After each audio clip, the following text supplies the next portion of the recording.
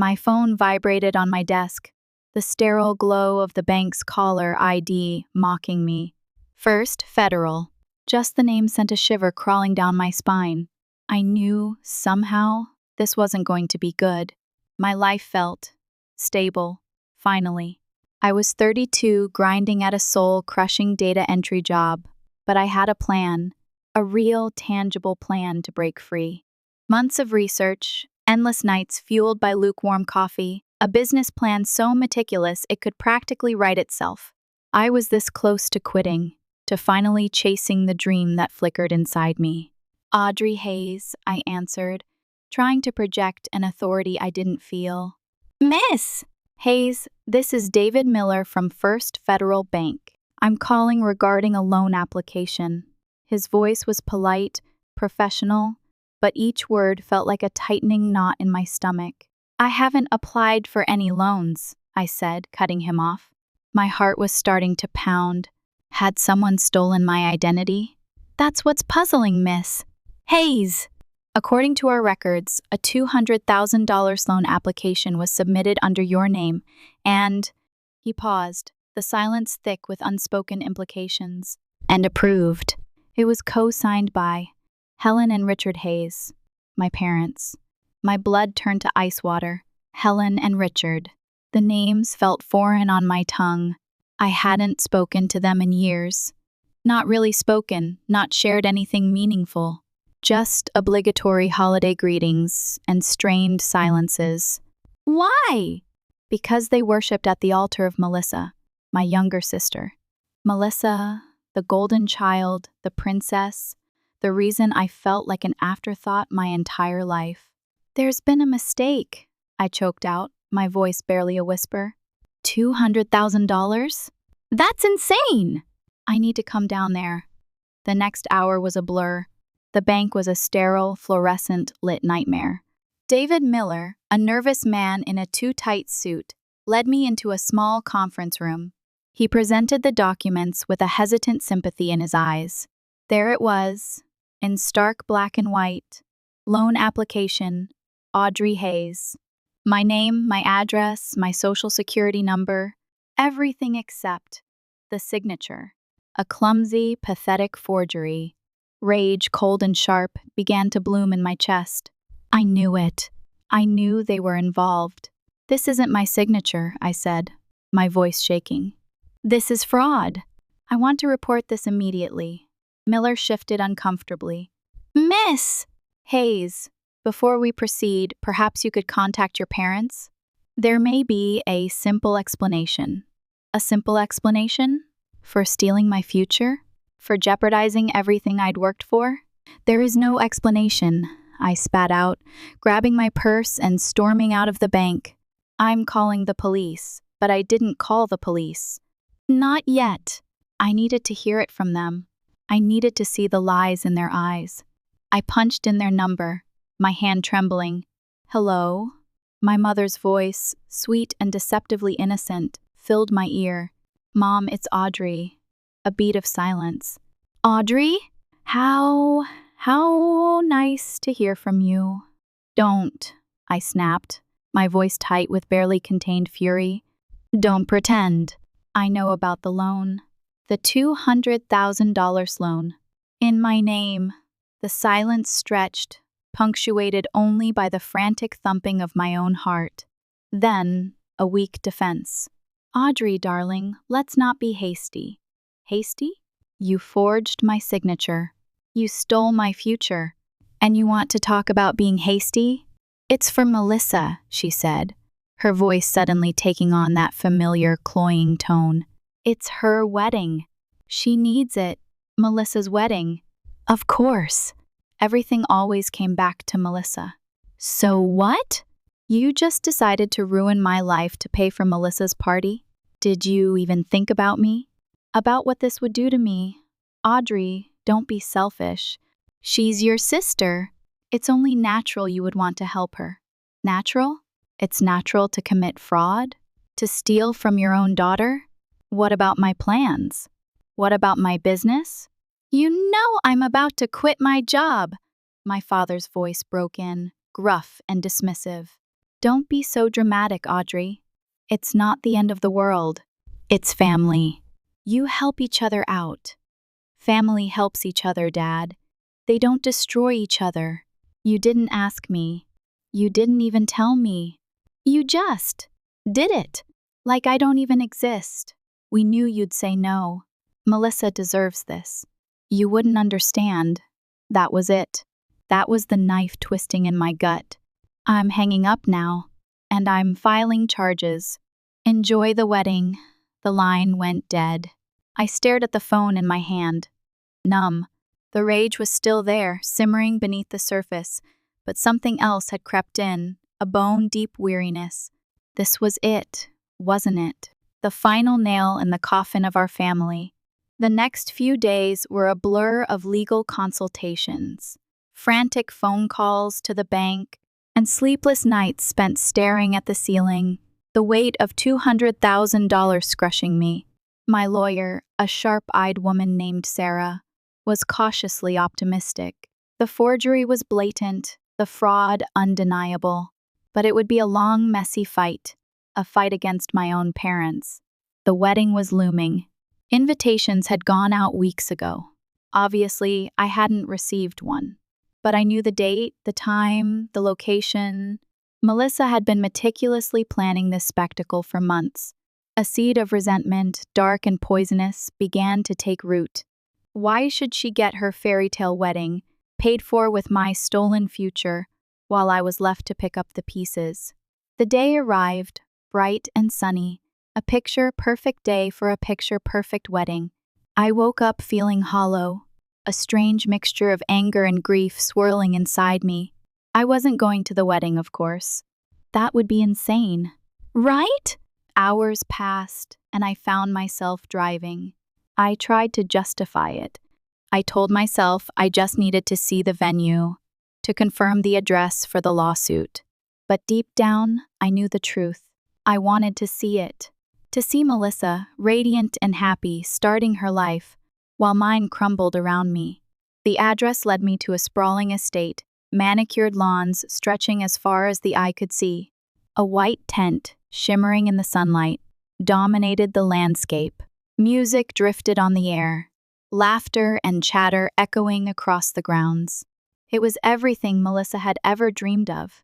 I parked the car a distance away and approached the entrance, heart pounding. A uniformed guard stood at the gate, checking names off a list. "Excuse me?" I said, my voice trembling. "I think there's been a mistake. I'm Audrey Hayes, and I seem to be missing from the guest list." He scanned the list, his brow furrowed. "I'm sorry, ma'am, but I don't see your name here." "There has to be a mistake," I insisted, my voice rising. "I'm the sister of the bride." He looked at me, a flicker of something akin to pity in his eyes. "I'm afraid I can't let you in without confirmation from the family." Defeated, I retreated to my car, tears stinging my eyes. I pulled out my phone, my fingers shaking as I dialed Melissa's number. "Hey, it's Melissa. Leave a message." The automated voice mocked me. I hung up, rage building again. I knew she was screening my calls. I tried my parents. No answer. Of course not. They were probably busy congratulating themselves on pulling off this charade. I found a number for the catering company, and pretending to be a friend of the bride, I said I was running late, gave them an excuse and asked, "Has the ceremony started yet?" "Oh dear, you missed it. It ended about an hour ago. The bride looked gorgeous. The ceremony was over. The fairy tale was complete. Without me, I felt like a ghost, hovering on the periphery of a life I should have been a part of. I called Melissa again. This time she answered, "What do you want?" Her voice was cold, brittle. "Melissa, I just wanted to congratulate you." The words tasted like ash in my mouth. A harsh laugh. "Really? After everything you've done? After threatening to sue Mom and Dad? Don't pretend you care. I am your sister. You're a spiteful, jealous disappointment. That's what you are. And you weren't invited, so why would you call? Because you're cheap. I know people like you aren't here. I'm having the day I always dreamed of, and you're not welcome to be a part of it." The line went dead again. I sat there, stunned. Her words echoed in my head, each one a sharp, deliberate blow. Spiteful, jealous, a disappointment. And I wasn't invited. I'm not welcome. I'm too cheap for her and her new life. Something snapped. I wasn't cheap. I was resourceful. I was determined. And I was done being the invisible woman in my own life. If I wasn't welcome at the wedding, then maybe I needed to arrange a different kind of arrival. Revenge, I discovered, was a surprisingly meticulous process. It wasn't about screaming or breaking things. It was about calculated precision, about hitting them where it hurt the most. And for Melissa, that meant exposing the truth behind her perfect facade. My first target was Kevin, her fiancé. I found him on Facebook, his profile plastered with syrupy declarations of love and carefully curated wedding photos. I hesitated, my finger hovering over the message button.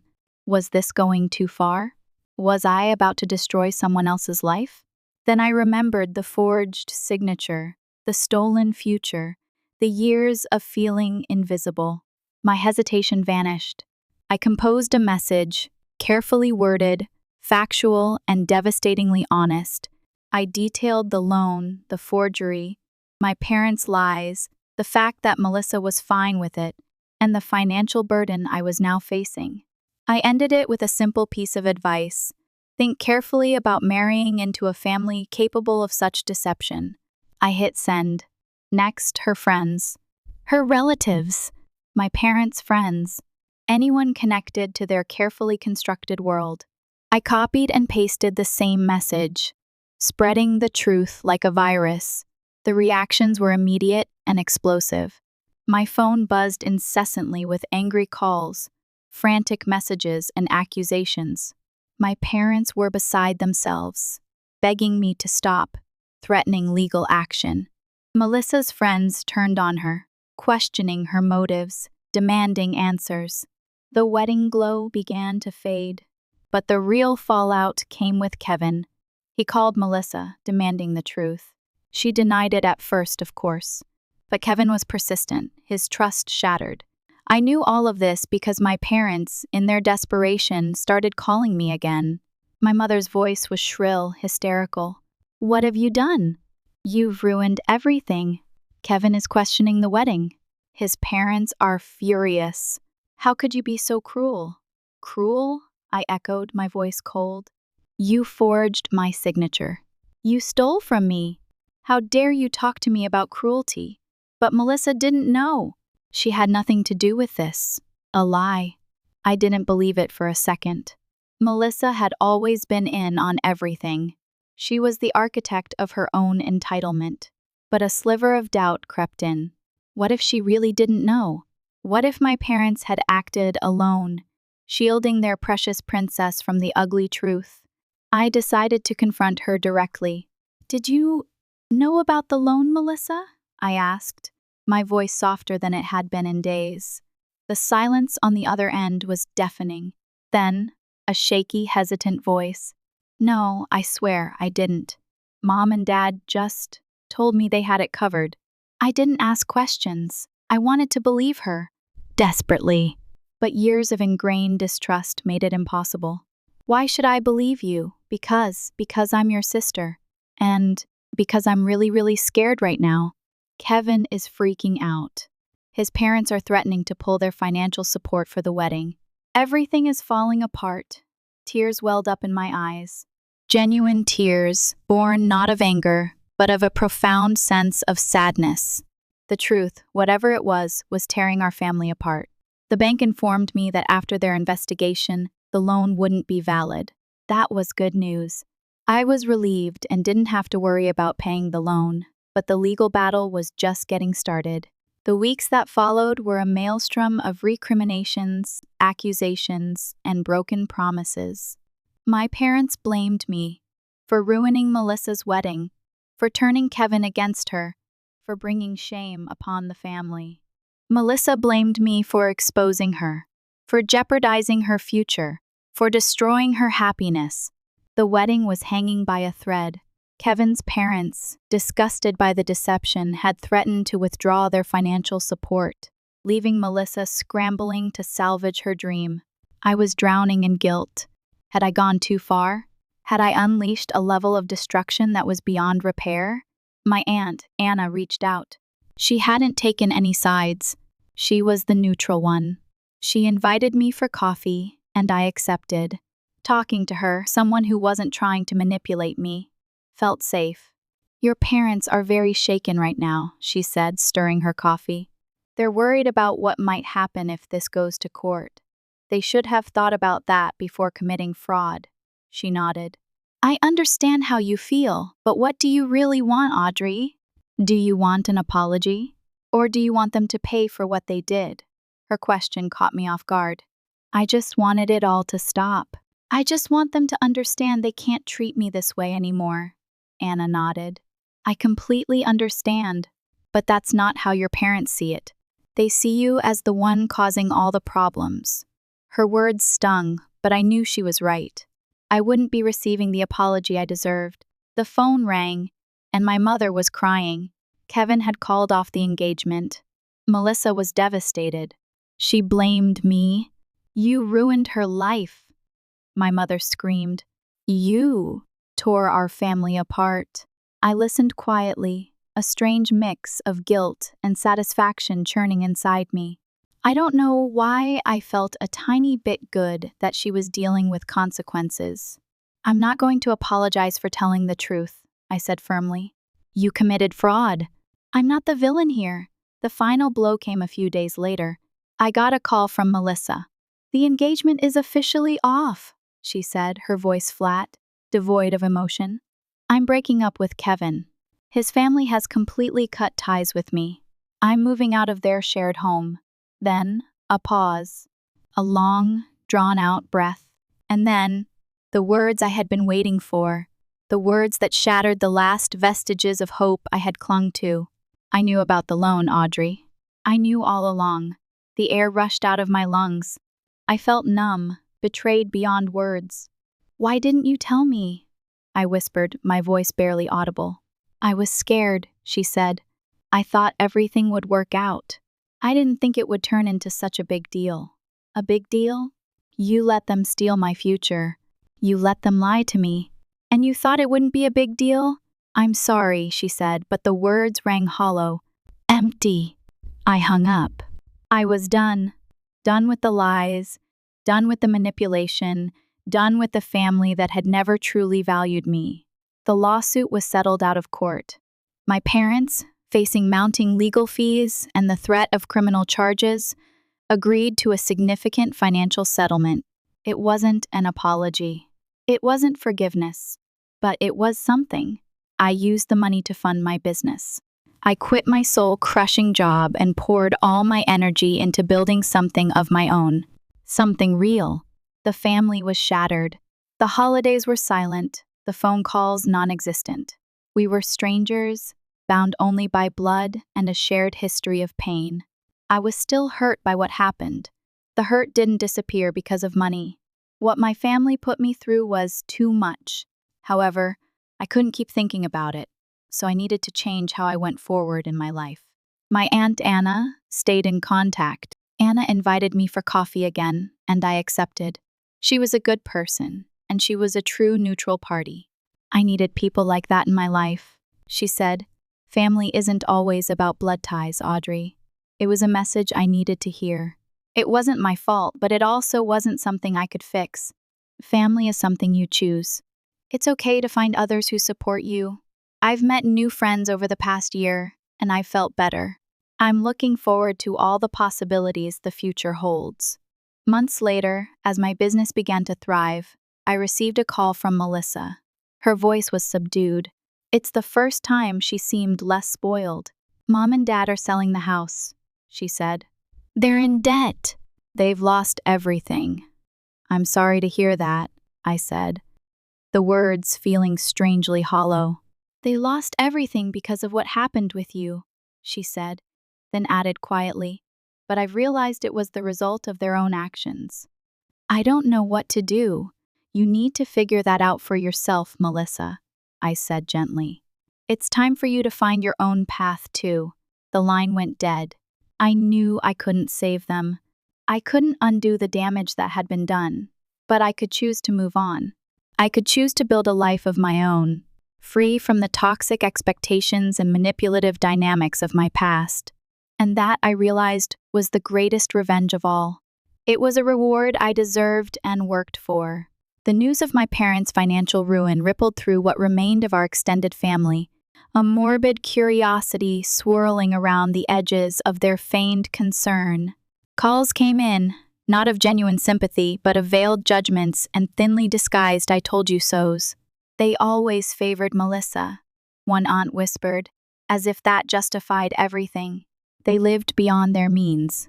Another tsked, conveniently forgetting the lavish gifts and financial assistance they had readily accepted from my parents over the years. I ignored them all, shielding myself from the toxic miasma of their opinions. What was happening to my parents was a tragedy, undoubtedly, but it was a tragedy of their own making, a consequence of years of poor decisions, of prioritizing appearances over substance, of sacrificing everything, including their own daughter, at the altar of Melissa's happiness. Melissa, meanwhile, seemed adrift. She bounced from one temporary living arrangement to another, her carefully constructed facade of perfection crumbling with each passing day.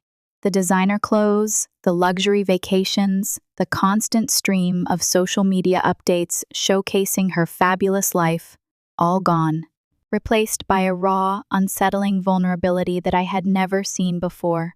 I saw a flicker of it myself one afternoon, months after our last phone call. I was grabbing lunch at a small cafe near my office when I saw her sitting alone at a corner table, staring blankly at a half-eaten sandwich. She looked lost, defeated. I almost turned and walked away. The years of hurt, the betrayal, the lingering anger, it all rose to the surface, a tidal wave threatening to engulf me. But something stopped me. A flicker of pity? Compassion? I wasn't sure, but I couldn't just leave her there. I approached her table, my heart pounding in my chest. "Melissa?" I said, my voice hesitant.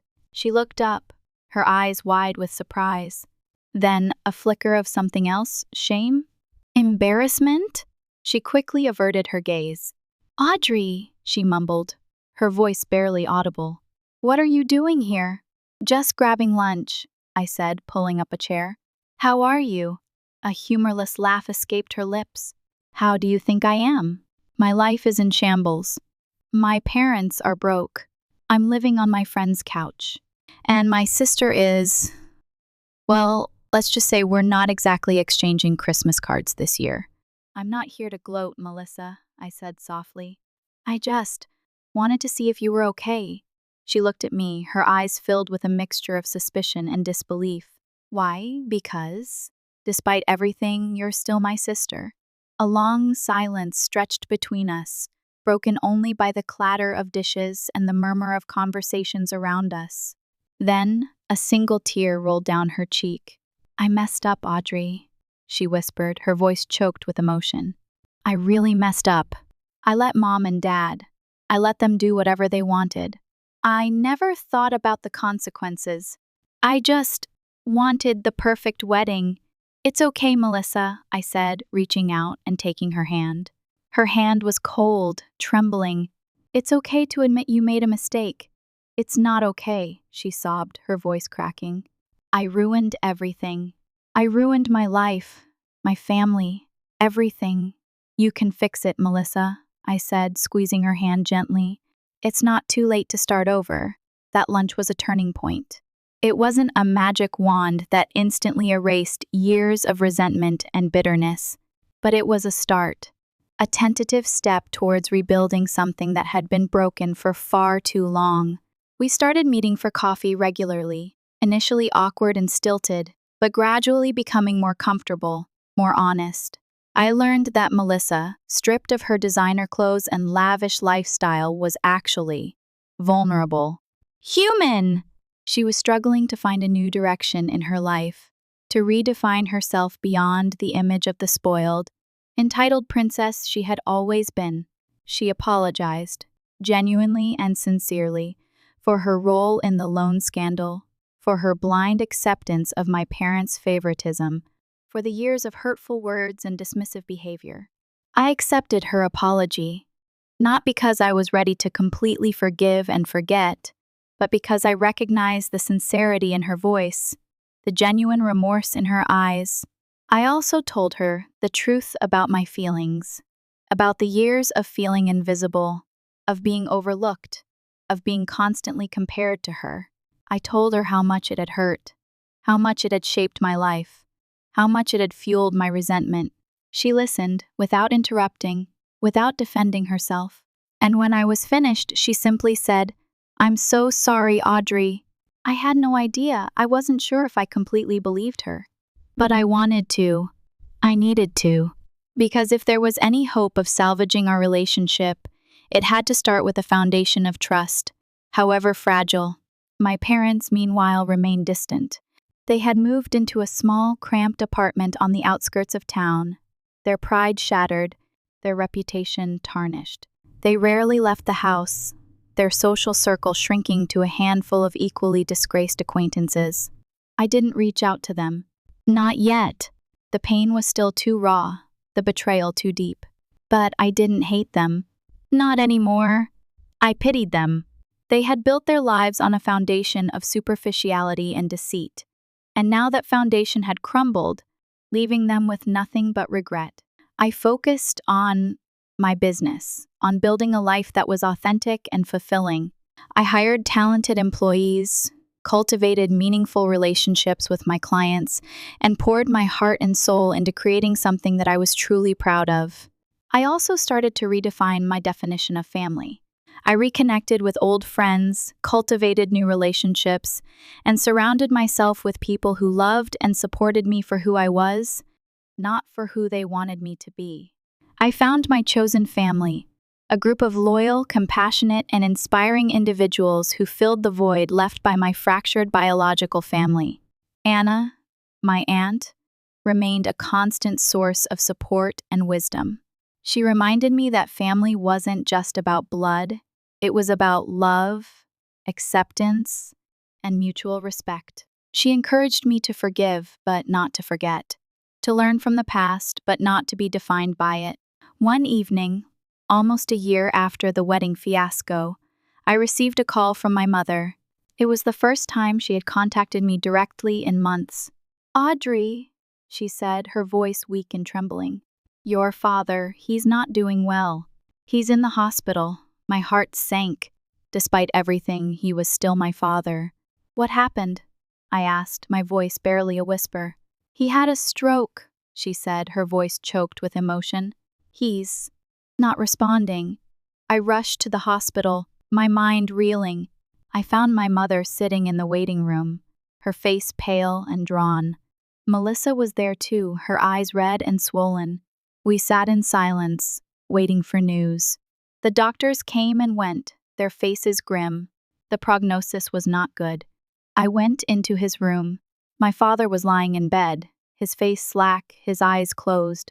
He looked frail, vulnerable. I sat down beside him, took his hand in mine. It was cold and lifeless. "Dad," I whispered, my voice trembling. "It's Audrey." There was no response. I sat there for hours, holding his hand, talking to him, telling him about my business, about my life, about all the things I had never had the chance to share with him. He never woke up. My father's death was a turning point. It forced us to confront the reality of our fractured family, to acknowledge the pain and resentment that had festered for so long. The funeral was small and somber. The air was thick with unspoken emotions, with regrets and missed opportunities. Melissa and I stood together, united in grief. We didn't say much, but we held each other's hands, a silent acknowledgement of our shared loss. After the funeral, we went back to my parents' apartment. It was small and cramped, filled with the remnants of their past life. We started going through their belongings, sorting through old photos, letters, and mementos. It was a bittersweet experience, a painful reminder of the love that had once existed, the family that had once been whole. We found a box of old report cards, dating back to our childhoods. Melissa's were filled with A's and B's, her teachers praising her intelligence and her charm. Mine were less impressive. C's and D's, with comments like Audrey has potential, but she needs to focus, and Audrey is easily distracted. I laughed, a dry, humorless laugh. See? Even our report cards show how much they favored you. Melissa looked at me, her eyes filled with sadness. That's not true, Audrey, she said softly. They loved you too. They just didn't know how to show it. Maybe she was right. Maybe my parents had loved me in their own way, however flawed, but their love had been conditional, dependent on my conforming to their expectations, on fitting into their carefully constructed world. I realized that it was time to let go of the past, to forgive them for their mistakes, and to focus on building a future of my own. A future where I was free to be myself, to pursue my dreams, to define my own family, and to choose my own path. In the end, my parents' actions, however misguided, led me to forge a stronger, more resilient version of myself, to appreciate the true meaning of family, and to understand that sometimes the greatest act of love is to choose your own path, even if it means leaving the past behind. My sister and I are slowly talking more, but it will take time to build a better relationship. However, I'm glad she is also finding her own path and understanding what it means to be genuine and grateful. Years have passed since my father's death and the unraveling of our family. The sharp edges of grief and anger have softened, replaced by a quiet acceptance and a tentative hope for the future. My business continues to thrive, a testament to my resilience and determination. I've expanded my operations, hired more employees, and even started a foundation to help other aspiring entrepreneurs launch their own businesses. I find immense satisfaction in mentoring young people, sharing my experiences, and empowering them to pursue their dreams, regardless of their circumstances. Melissa has also found her footing. After years of wandering and uncertainty, she discovered a passion for social work. She now works with underprivileged children, providing them with the support and guidance she never received as a child. She's found purpose in helping others, and it's transformed her. She's no longer the spoiled, entitled princess I once knew. She's a compassionate, empathetic, and genuinely good person. We still talk regularly, sharing our triumphs and our struggles, offering each other support and encouragement. Our relationship is still a work in progress, but it's built on a foundation of honesty, respect, and a shared desire to move forward. I even visit my mother occasionally.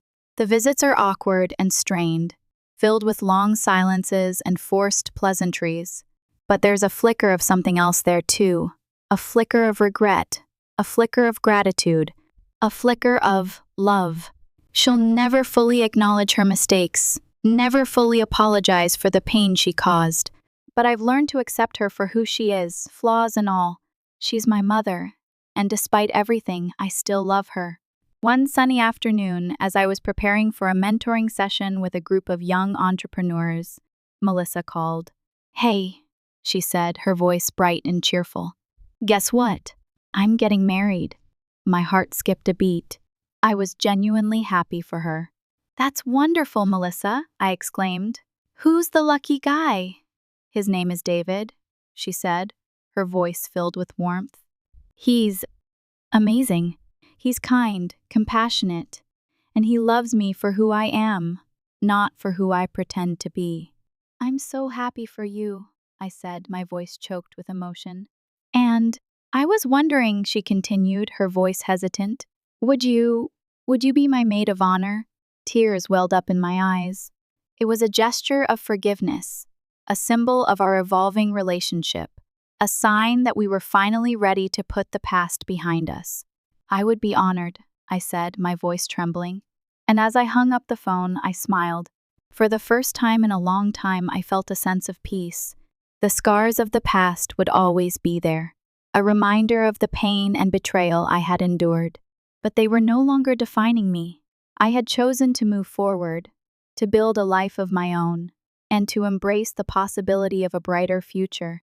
And that, I realized, was the most powerful act of defiance of all, the legacy I chose to leave behind.